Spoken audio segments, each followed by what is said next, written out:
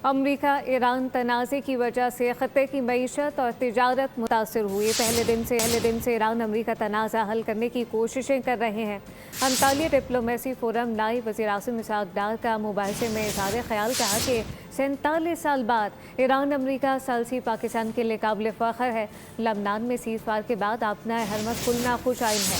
अमरीका Iran मुज़ाकरात में सिर्फ चंद निकात पर इत्तफ़ाक़ होना बाकी है। I have a good news today.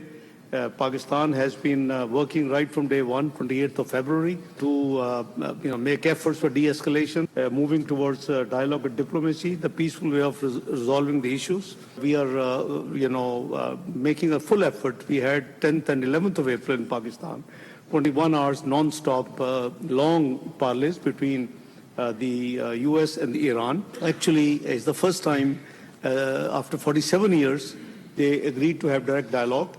On the condition that Pakistan should be part of it. So it's like trilateral dialogue. We were very close to stitching a deal that we should,